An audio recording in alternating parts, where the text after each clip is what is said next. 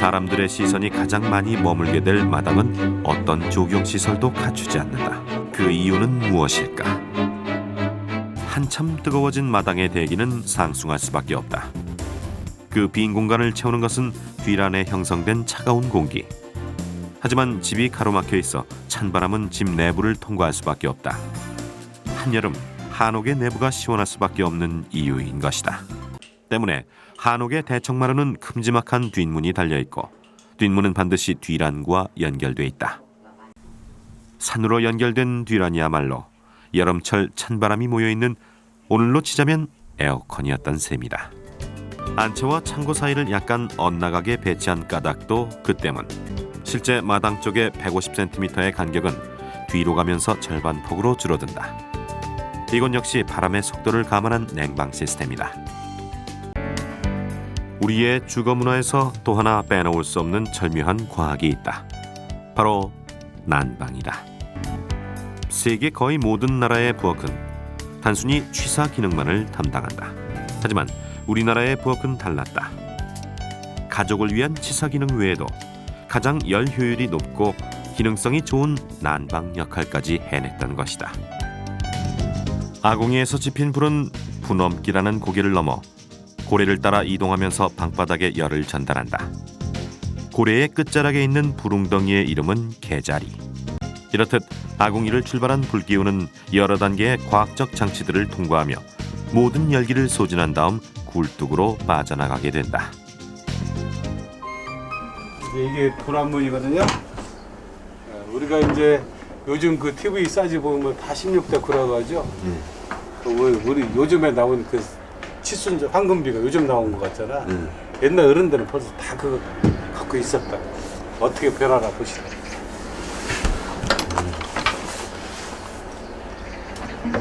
좋은 창은 바깥 풍경을 담아내는 액자가 되기도 하고 바람의 통로가 되기도 하며 햇빛을 받아내는 그릇이 될 수도 있다. 조상들은 이런 창호의 과학성을 충분히 활용, 우리 한옥 속에 그대로 옮겨 담았다. 이 집의 이 창호가 참 재밌는 창입니다. 우리 미닫이죠. 미닫이 장비인데 일반적인 미닫이는 여름에는 양쪽 끝에 이렇게 문짝이 남아있게 되죠. 그러니까 완전히 두 공간이 완전히 합쳐지거나 하지는 못합니다. 그런데 이 집에는 재밌게 이 문턱을 활용을 해서 안쪽으로 또 열 수 있게 되어 있습니다. 그래서 이렇게 만들어 놓으면 두 공간이 쉽게 하나가 될 수가 있는 거죠. 그래서 이런 창을 안꼬직이라고 부릅니다. 그래서 오늘날에도 집 같은데 이러한 어떤 다양한 창호 방식을 쓰면은 필요에 따라 두 공간이 쉽게 하나가 되기도 하고 쉽게 나눠지기도 하고 그래서 생활에 아주 편리함을 줄 수 있는 이런 지혜가 아닌가라고 생각이 듭니다.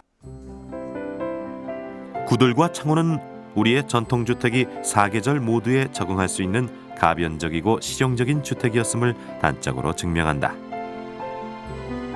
여닫이와 분합문, 복합문, 들어 열개 등 바깥 세상과 연결할 수 있는 모든 방식을 총동원하고 있는 것이다.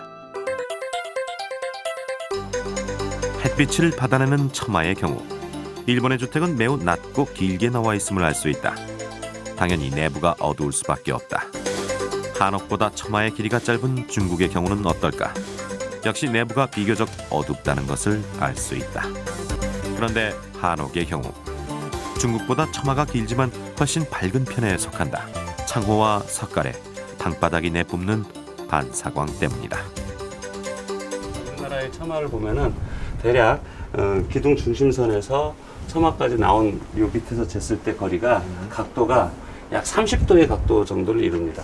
30도 정도 각도를 이루는데 이것은 집이 남향에 있다고 가정했을 때 우리 서울을 중심으로 했을 때 하지대 남중고도가 약 77도 정도가 됩니다. 수직으로 수평에서 수직으로. 그러니까 해가 남중으로 했을 때 처마 때문에 집 안으로 햇볕이 들어오지 않게 되죠. 반면에 겨울에는 수평에서 이 남중고도가 약 28도 정도가 됩니다. 그러니까 이 처마가 깊다고 하더라도 이 실내로 빛이 많이 들어올 수 있게 되는 거죠. 태양빛의 유입 정도는 실내의 밝기와 온도를 의미한다.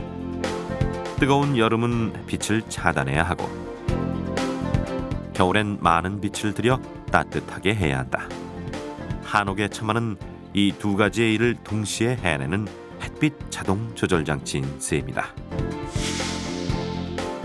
때문에 처마의 길이를 적당히 선택할 수밖에 없었던 조상들은 비의 들이침을 감당하기 위해 기둥의 썩은 부분만을 교체할 수 있는 묘책을 생각해내기도 했다.